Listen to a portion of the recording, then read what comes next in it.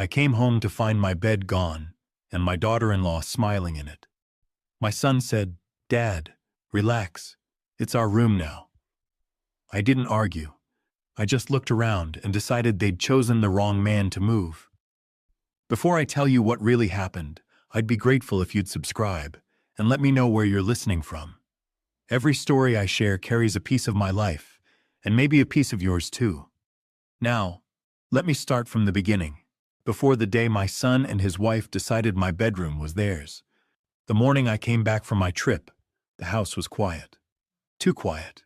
You know that kind of silence that feels wrong, like the calm before a storm? I'd been gone for 2 weeks, visiting an old fishing buddy up north. The drive back was long, but I was excited to return to the small things: the smell of coffee in my own kitchen, the creak of the porch swing, the sight of my late wife's rose garden. This house wasn't just a place to live. It was a promise. I built it brick by brick after Eleanor passed. She always said, "Walter, make sure it feels like home even when I'm gone." And I did. Every nail, every tile, every coat of paint carried her touch. My son Caleb had moved back in 3 years ago with his wife, Brianna. They said it would only be for a little while, just until they got back on their feet. I didn't mind. The place was big, and truth be told, it felt good to have company again. At first, it was peaceful. Brianna helped in the kitchen sometimes. Caleb and I would sit on the porch with a couple of beers, talking about the old days, his baseball games, the camping trips, the time he fell into the lake and came out laughing like a fool. I used to think, maybe this is what growing old gracefully feels like. But little by little, things changed. They started bringing in new furniture I hadn't approved. Then came the updates, rearranging the living room, moving my things around. When I'd ask about it, Caleb would laugh. "Dad, you've had it this way for 20 years. It's time for a modern touch." I let it slide. I told myself, they're young, let them feel at home. Every morning, I still followed my quiet routine. Up before sunrise, a cup of black coffee, sitting by the window watching the light crawl across the backyard. Sometimes, I'd hear Brianna upstairs, heels clicking, hairdryer humming, full of life, full of control. Caleb had always been softer, a good heart, but easily swayed. Even as a kid, when things got tense, he'd just look at the floor instead of speaking up. The last morning before my trip, I remember handing him the house keys. "Take care of this place, son," I said. "It's not just wood and walls. It's our story." He smiled, that same boyish grin he had when he was 10, and promised he would. I believed him. When I got home 15 days later, the air inside felt wrong. The smell hit me first: new paint, a perfume that wasn't mine. The pictures on the wall were gone. My wife's old clock was missing. Still, I tried to stay calm. Maybe they just cleaned. Maybe they moved some things. But when I opened my bedroom door, it wasn't my bedroom anymore. The mahogany bed Eleanor and I had shared for 25 years was gone, replaced by a sleek white frame covered in designer pillows. The peach walls were now painted gray. My photographs, our wedding, the kids when they were little, all gone. And just as I stood there frozen, Brianna appeared in the doorway, smiling in a way that didn't reach her eyes. "Do you like it, Dad?" she said sweetly. "We redecorated. This room just fits us better." Her words sliced through me like glass. I gripped the doorframe to steady myself. I wanted to shout, "How dare you?" But I didn't. I just looked at her. Calm. Too calm. Because somewhere deep down, I already knew this was only the beginning, and they had no idea what kind of man they were dealing with. But that peace, that quiet trust I once had, was about to end. I stood there, staring at the room that no longer belonged to me. It didn't feel real. The soft gray walls, the spotless bedding, the scent of her perfume, it was like someone had erased my life and written theirs over it. "Where's my bed?" I asked quietly. My voice sounded smaller than I expected. Brianna smiled, that same polished smile she wore at family dinners. "Oh, we moved it to the garage. Don't worry, Walter. It's safe. You'll sleep in the guest room now. It's cozier. Better for your back at your age." At my age. She said it softly, but it stung like an insult dressed as kindness. I swallowed hard. And you didn't think to ask me first, she shrugged, waving a hand like it was nothing.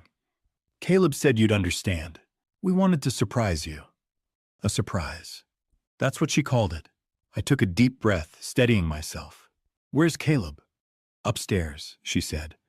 We've been working non-stop getting everything ready. The place finally looks modern. She turned, brushing past me like I was invisible, a ghost haunting my own house. Her perfume lingered in the air long after she left. When Caleb finally came down, he looked groggy, wearing a wrinkled t-shirt and the same nervous look he used to get as a kid. Hey, Dad, you're back early. Early, I repeated. I said I'd be home today. He looked away. Yeah, Bri thought you'd like the changes. The room needed a fresh start. I stared at him, my son. The boy I raised alone after Eleanor passed. The boy I taught to fish, to work hard, to never take what wasn't his. Caleb, I said slowly, you let her move my things without asking. He shifted, scratching the back of his neck, a tell he'd never outgrown. Dad, it's still your house, but come on, we live here too. Bree just wanted to make it feel like home for both of us. Home. The word hit me wrong. My home, I said, quiet but firm. Dad, don't make this a thing, okay? You've had the big room for years.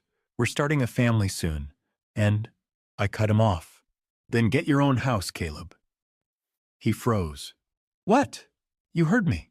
I stepped closer, calm but unshakable. If you need space, find your own place. This house was built by my hands, paid for with my years, not a son of yours. Brianna appeared again, a wine glass in her hand, trying to sound playful, but her tone was sharp. Walter, let's not overreact. We just wanted to make the place feel lighter. It's not like we threw your things away. She glanced at Caleb, then back at me. We even kept your old dresser in the garage. The garage. I could picture it. The damp air, the dust, the smell of oil and concrete. My memories boxed up like junk no one wanted. I walked downstairs without a word. They followed. When I opened the garage door, it felt like walking into a grave. There was my old dresser leaning against the wall, my photo with Eleanor cracked right across her smile, the bed frame disassembled and shoved into a corner beside boxes labeled Dad's stuff. I ran my hand along the wood. It was cold, rough, like touching a scar. See, Brianna said, sipping her wine. We kept everything. I turned to her. You kept the furniture, I said quietly. But you threw away respect. The air went still. Neither of them spoke. I picked up the cracked photo and held it close. I didn't yell. I didn't cry. I just felt something inside me go silent, heavy and final. Walter, Caleb started. Come on, we didn't mean... Stop, I said. My voice was low, steady. Just stop. The hum of the freezer and the slow drip of a pipe were the only sounds left. You both want space? I said finally. Fine, you'll have it, but not here. Brianna's smile broke. You can't be serious. This is our home too. Caleb's name. I raised my hand. No, his name isn't on that deed. This is my house. Always has been. Caleb's voice cracked. Dad, please don't do this. I looked at him. Really looked. The son I'd built a life for now standing beside a woman who treated me like furniture. I'm not doing anything, I said softly. You did. I turned toward the stairs, each step feeling heavier than the last. And just as I reached the top, I heard Brianna whisper, sharp and mocking. He's bluffing, but I wasn't. That's when I knew I would not stay silent. That night I didn't sleep. I sat at the kitchen table under the old yellow lamp, the light spilling across a pile of receipts and half-empty coffee mugs. The house felt colder, like the walls themselves were holding their breath. Every sound, the fridge humming, the pipes groaning, echoed with something missing. Upstairs, Caleb and Brianna slept in my room. Their laughter earlier had faded into silence. I didn't go up. I couldn't. I just sat there staring at the cracked photo of Eleanor I'd pulled from the garage. Her smile, faint and warm, looked almost alive under the lamplight. It was as if she was asking me to stay strong, to protect what we built. I thought back to when Caleb was little. He'd run through these halls, tracking mud from the yard after baseball practice. I used to scold him, but I could never stay mad for long. He'd look up grinning and say, Sorry, Dad. I'll clean it up. And every time I forgave him. because that's what fathers do. But this time, this wasn't a mess. It was betrayal. The next morning I went outside. The air was crisp, still carrying the bite of late autumn. I sat on the porch swing, our swing, and watched the sun crawl over the yard. For a moment I almost felt peace again, but deep down I knew something had shifted. Still, part of me needed to understand why.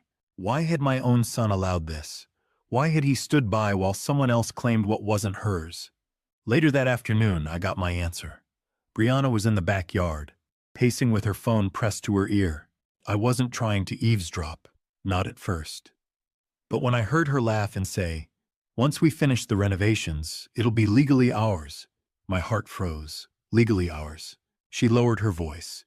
"He's old, Nancy. He won't fight it. Once we've made enough improvements, we'll have a case for possession. I've already spoken to someone." My blood ran cold. I reached into my pocket, hit record, and captured every word. Her confidence was chilling. The arrogance, almost rehearsed. When she hung up, I stepped back into the house, my mind spinning. It wasn't just disrespect. It was a plan. That night, I went into Caleb's study while they were out. Bills were scattered across his desk. Credit card debt, overdue car payments, and one document that made my knees go weak. A loan for $27,500, secured against my house. The signature looked like mine, but the middle initial was wrong. A forgery. I sat there for a long time, holding the paper, listening to the old clock tick on the wall. There wasn't anger anymore, just a heavy, quiet ache. My son had done this, the same boy who used to fall asleep on my shoulder after long drives. I didn't cry. I didn't shout. I just breathed, slow and deep, until the shaking in my hands stopped. When I finally looked up, my eyes fell on Eleanor's picture again. Her words echoed in my mind. "Patience, Walt. Even storms pass if you wait them out." So I waited. The next morning I called my daughter, Maya. She lived 3 states away, but when she heard the tremor in my voice, she didn't hesitate. "Dad," she said softly, "what happened?" I told her everything, every cruel word, every receipt, every lie. When I finished, she was silent for a long moment. Then, calm and steady, "Don't do anything yet. I'll handle it. Just promise me you won't confront them until I get there." I promised. For the next 2 days, I played the part of a quiet old man. I made breakfast, fixed a few things around the house, even smiled when Brianna showed me her design plans. Caleb barely spoke. Maybe guilt was catching up with him. But inside, I was changing. I wasn't broken anymore. I was planning. Every night, I sat by the kitchen window and wrote down what I knew. Dates, conversations, screenshots, receipts, the recording. Everything. I wasn't building a wall, I was building a case. By the time Maya's car pulled into the driveway 3 days later, the fog in my chest had lifted. I met her at the door with a small folder labeled House Records. She flipped through it carefully, her brow tightening with every page. Then she looked up, eyes sharp and clear. "Dad," she said, "you've got them. Every piece you need." Her voice carried something I hadn't heard in a long time, certainty. That night, for the first time in weeks, I slept without waking up every hour. Because deep down, I knew the tide was turning. And soon, they'd learn what happens when patience stops being silence. Maya stayed for 3 days, and in that short time, she became the calm center of the storm. I'd find her at the dining table each morning, laptop open, papers spread out, coffee going cold beside her. Every few minutes, she'd scribble a note, highlight a line, or glance up with that sharp, steady focus she inherited from her mother. "Dad," she said one morning, "we're not doing this with anger. We'll do it clean, quiet, and legal." That was exactly what I wanted. Not chaos, not shouting, not revenge shouted across rooms. Just truth. Plain and simple. We began with the loan documents. Maya examined the signature, tracing it lightly with her pen. "They didn't even try to match your handwriting properly," she murmured. "They missed your middle initial."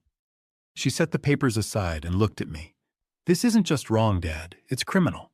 The bank will fold as soon as they see this." Then came the renovation receipts. thousands spent on light fixtures, fake plants, and a new bathtub Brianna had ordered online, all charged to Caleb's own credit cards. Maya shook her head slowly. They're trying to claim ownership through improvements. It's a sneaky angle, but they left a trail a mile wide. I stared out the window while she spoke. The maple trees outside had started to turn. Their leaves, red and gold, covered the swing Eleanor loved. That old metal bench Brianna had installed gleamed under the weak sunlight, cold and soulless, like her taste in everything. What happens now? I asked quietly. Maya smiled faintly. Now, we build the truth, piece by piece. The next morning, I went about my day as usual. I made coffee, fed the birds, and kept my silence. When Brianna floated down the stairs in her silk robe, she smiled like nothing had happened. "Morning, Walter. Sleep well in the guest room?" I smiled back. Like a rock. She didn't notice the small black folder sitting on the counter or Maya's car parked down the block. Over the next 2 days, my daughter gathered every legal thread we needed. The deed, with my notarized signature clearly required, the voice recording of Brianna's phone call, and Caleb's forged loan documents. She even called the bank manager herself. "Mr. Hayes' signature was forged," she said calmly. "You'll receive a formal notice by morning." When she hung up, she turned to me and said, "Dad, don't confront them yet. Give them a chance to tell the truth. If they don't, we'll make sure they're held accountable." That evening, Caleb came into the kitchen. His eyes were tired, the way guilt wears down a man's face. "Dad, can we talk?" he said quietly. I nodded, setting my cup down. "Of course." He hesitated, glancing toward the stairs as if to check Brianna wasn't listening. "She said you were being difficult," he began, voice soft. "But I didn't realize she'd moved your stuff. I should have stopped it." For a moment, I saw the little boy he used to be, the one who used to say sorry even for breaking a window with a baseball. "Caleb," I said, "you forged my name on a loan." His face fell. "Dad, I didn't mean—" "You didn't mean to get caught," I said, my voice low but even. "But you still did it." He ran his hand through his hair, eyes shining with regret. "I just wanted to make her happy. She said it was temporary, that we'd pay it off before you ever knew." "Temporary theft," I murmured, "is still theft." He flinched. Before he could say another word, Maya entered the kitchen. Calm, composed, her tone clipped but controlled. She placed a stack of papers on the table. "Caleb," she said evenly, "we know everything." He went still. "This," she pointed to the forged loan form, "is elder financial fraud. And this," she held up another sheet, "is a voice recording of Brianna planning to steal this house. We have enough to press charges, but we're giving you a chance to fix it." Just then, Brianna walked in, her voice sharp. "What's going on here?" Maya didn't miss a beat. "You have 48 hours to vacate the property. All your claims are void. Here's the agreement. Sign it, and you walk away clean. Refuse, and we go to court." Brianna's face turned pale. "You can't throw us out." I finally spoke, quiet and steady. "I can, and I will. This is my house. Always has been." She looked at Caleb for support, but he couldn't meet her eyes. That silence said everything. Maya slid the pen across the table. "Your choice." Brianna hesitated, but her hands were shaking. She picked up the pen and signed. Caleb followed, his signature small and trembling. When they finished, Maya gathered the papers, tucked them neatly into the folder, and said simply, "We're done here." As they walked upstairs to pack, I sat back in my chair. The house felt different, not lighter yet, but ready. The storm had passed, and the air was still. The stage was set. All I had to do now was wait.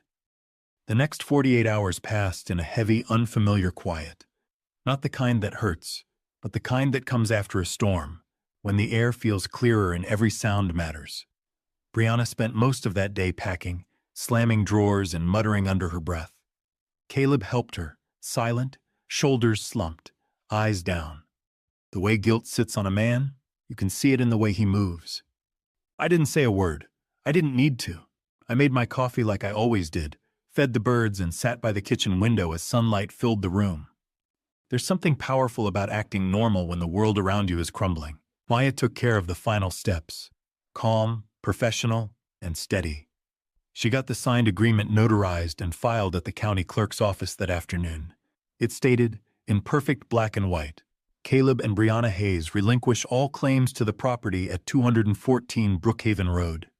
It also confirmed Caleb's acknowledgement of forgery in his repayment plan, the $27,500 loan deducted automatically from his wages each month. Clean, legal, irreversible. When the moving truck pulled up that evening, I stood by the porch and watched. Brianna carried her bags without a word. Her face was pale, lips tight. Caleb followed slowly, hands shaking as he loaded their last box. When he turned around, his eyes met mine. For the first time in months, he looked small, not in size, but in spirit. "Dad," he said quietly. I'm sorry." I nodded. "I know." He hesitated. "I didn't mean for it to go this far. I just wanted her to be happy." I took a breath, slow and steady. "And you thought risking your father's home would make that happen?" He looked down, shame written all over his face. "Son," I said softly, "you can rebuild your life. But start with truth this time. It's lighter to carry." His chin trembled, but he nodded. Then he turned and walked toward the truck. Brianna was already inside, her eyes fixed on her phone. She didn't look back. Not once. I didn't stop them. I didn't shout. I didn't gloat. I just stood there, watching the truck roll down the street, its taillights glowing red against the dusk. And when the sound of the engine faded, the silence that followed wasn't heavy anymore. It was peaceful. That night, I walked through the house slowly, room by room. The air felt different, lighter, freer. I opened the door to my old bedroom. The bed frame leaned against the wall, waiting to be rebuilt. The boxes labeled Dad's stuff sat quietly in the corner. I took out the cracked photo of Eleanor, replaced the glass, and hung it right back where it belonged, above the bed. "Welcome home," I whispered. The next morning, I made pancakes for Maya. She smiled over her coffee and said, "It feels different in here, Dad, like the house is breathing again." I smiled back. It is. Weeks passed, and word spread fast. Caleb's company discovered the forgery when the loan defaulted. He was demoted, and part of his pay was garnished to cover the debt. Brianna picked up a job at a small real estate office 2 towns over. Eventually, they separated. I didn't rejoice. Not really, but I did feel settled. Months later, on a quiet Sunday evening, there was a knock at the door. When I opened it, Caleb stood there, thinner, older, holding an envelope. "I wanted you to have this," he said, handing it to me. Inside was a check, his first full repayment installment. "I'm trying, Dad," he said softly. I nodded. "Good, keep trying." He lingered for a moment, glancing around the house. "You fixed the room." "I did," I said. "And this time, it stays mine." He gave a faint smile and turned to leave. I watched him walk down the driveway, his silhouette fading into the quiet evening. When I closed the door, the peace that filled the room was deep, not the silence of loss, but the stillness of balance restored. And in that silence, I finally felt free. It's strange how peace returns, not with noise, not with applause, but with quiet. For months, this house had carried the weight of tension. Every room felt smaller, every corner colder. But when the last box left, it was like the walls finally exhaled. I walked through that house, touching the old wood railings, the photographs, the walls Eleanor once painted herself. It wasn't about winning. It never was. It was about reclaiming dignity, one quiet truth at a time. People talk about revenge like it's fire, but I've learned real revenge is calm. It's patient. It's making things right without losing yourself in the process. I still think of Caleb often. He visits sometimes, mostly on Sundays. We talk about small things, the weather, his work, how he's saving again. He's rebuilding in his own way, and that's enough for me. Brianna's name rarely comes up, and that's fine. Some lessons come too late to share. The night I finally slept in my room again, I left the window open. The air was cool, the curtains swayed softly, and for the first time in a long while, I felt like the house recognized me again. I looked at Eleanor's photo above the bed and whispered, "You were right, love. Patience wins." Because that's what this was. Not anger, not bitterness. just the quiet reclaiming of what was already mine. They claimed my bedroom, so I quietly took back the house. And I did it not with fury, but with peace. Would you have done the same if it were you? Tell me in the comments. And don't forget to subscribe for more stories like this one.